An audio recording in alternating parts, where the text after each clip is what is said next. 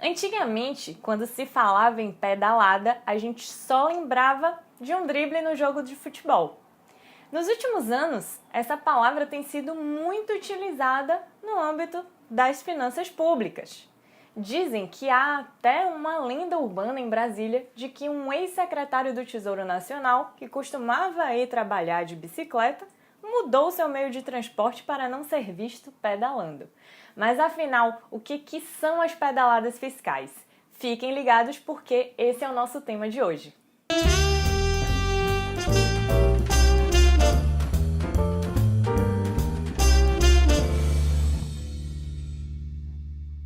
Olá pessoal! O nosso tema de hoje são as pedaladas fiscais.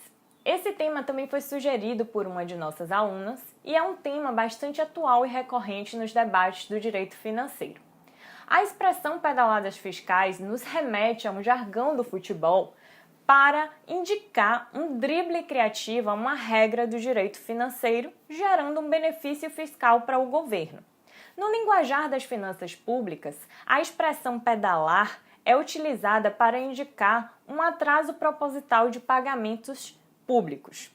A manobra das pedaladas fiscais consiste em um atraso proposital no repasse de valores a certos bancos públicos relativos a programas de governos, principalmente programas sociais, gerando um benefício para esse governo no sentido de um temporário superávit primário e um indicativo de que o governo tem condições de cumprir as metas fiscais, quando, na realidade, a situação é de desequilíbrio das contas públicas e, muitas vezes, sérios problemas financeiros do país.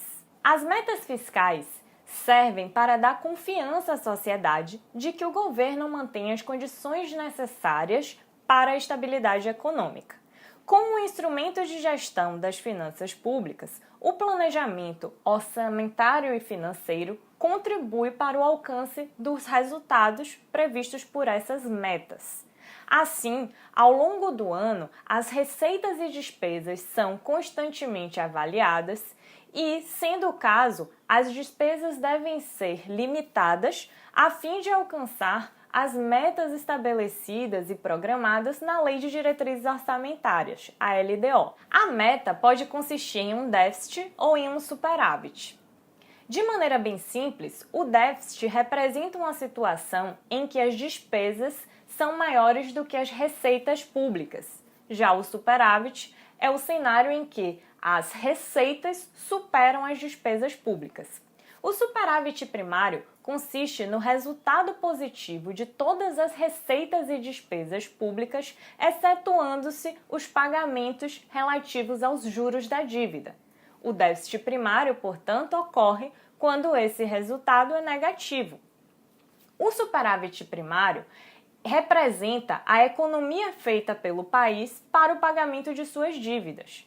Ele é considerado um importante indicador para avaliar a capacidade do país de honrar com seus compromissos financeiros. As pedaladas fiscais servem para maquiar esses resultados, gerando uma falsa impressão de superávit primário ou de menor déficit.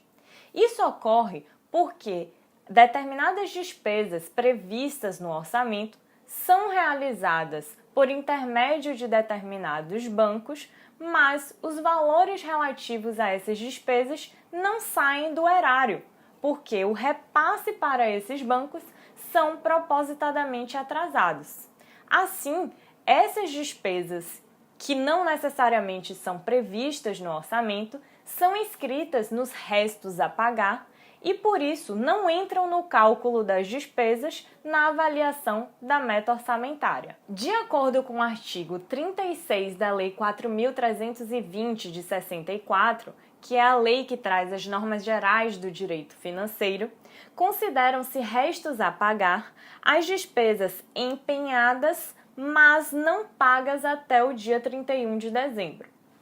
O empenho de despesa é o ato emanado pela autoridade competente que cria para o Estado uma obrigação de pagamento, pendente ou não do implemento de condição. O conceito de empenho está no artigo 58 dessa mesma lei, 4.320 de 64.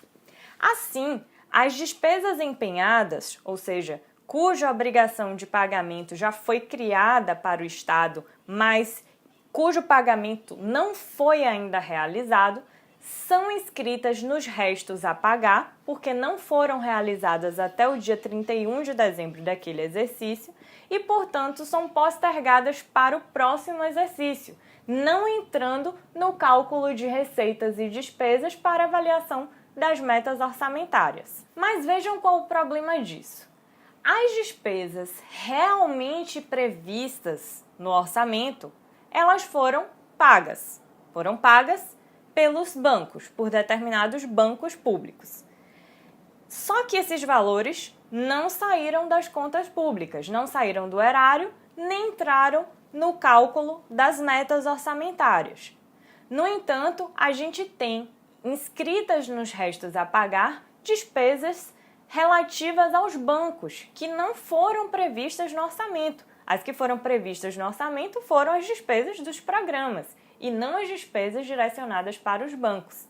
Assim, essas despesas previstas foram cumpridas e não entram no cálculo da meta. As despesas que não foram previstas entram nos restos a pagar e são empurradas para o exercício seguinte. Assim, uma quantia razoável é retirada do cálculo da meta, das despesas realmente realizadas pelo governo, e isso dá uma falsa impressão de superávit primário ou de menor déficit das contas públicas. Essa é a manobra das pedaladas. Há muita divergência sobre o enquadramento das pedaladas. Uma corrente da doutrina entende que ela consiste em um crime de responsabilidade por consistir em uma operação de crédito não autorizada. De acordo com o artigo 36 da Lei de Responsabilidade Fiscal, a Lei 101 de 2000, é proibida a operação de crédito entre instituição financeira estatal e o ente da federação que a controle, na qualidade de beneficiária do empréstimo. Assim, a União não poderia firmar uma operação de crédito com uma instituição financeira que ela mesma controle. Isso está vedado pela Lei de Responsabilidade Fiscal, e essa corrente da doutrina, por enquadrar essa prática das pedaladas como uma operação de crédito, entende que isso seria um crime de responsabilidade. Outra corrente da doutrina entende que não há operação de crédito aí nesse cenário. O que há é um contrato de prestação de serviços, entre a União e o banco, autorizado por lei. A lei autoriza que o pagamento seja feito pelo banco e o repasse feito pelo governo, ou seja, o pagamento da despesa seja feito por intermédio da instituição financeira, e que o atraso desse pagamento não converteria o contrato de prestação de serviço em contrato de operação de crédito. A incidência de juros, nesse caso, a cobrança de juros pelos bancos, não converte o contrato de prestação de serviço em contrato de operação de crédito. Essas são as duas correntes que nós temos sobre o enquadramento dessa prática fiscal. Outra divergência se dá a respeito da punibilidade dessa infração. Existe uma corrente da doutrina que entende que, a princípio, essa prática não poderia ser punida porque ela foi praticada por vários presidentes da República cujas contas foram aprovadas pelo Tribunal de Contas da União, o TCU.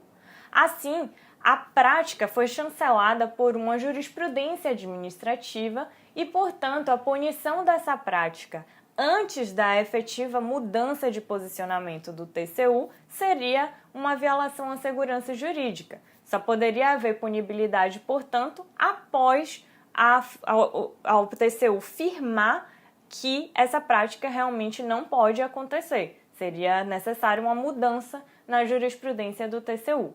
Uma outra corrente entende que a punibilidade depende da extensão e do volume.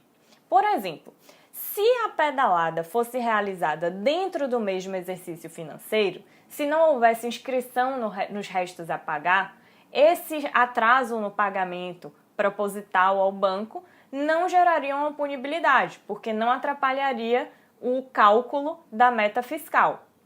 Também há quem diga que depende do volume. Até determinado volume, isso seria possível. E a partir de determinado volume, que a gente não sabe objetivamente qual seria esse limite, mas a partir de determinado volume, isso macularia realmente o cálculo das metas fiscais. Certo é que as pedaladas fiscais geram um problema sério de transparência fiscal e consistem, certamente, em uma prática não desejável no âmbito da análise das finanças públicas. Eu espero que vocês tenham entendido bem essa manobra agora popularmente debatida e conhecida no nosso país. Eu tentei aqui explicar para vocês em linhas gerais, sem enquadrar em uma determinada situação e assim como trouxe aqui as diferentes posições sobre o tema. Espero que vocês tenham gostado e se tiverem dúvidas, deixem aqui nos nossos comentários, assim como não deixem de acompanhar nossos próximos vídeos e sugerir novos temas que entrarão na nossa programação. Um abraço e até a próxima!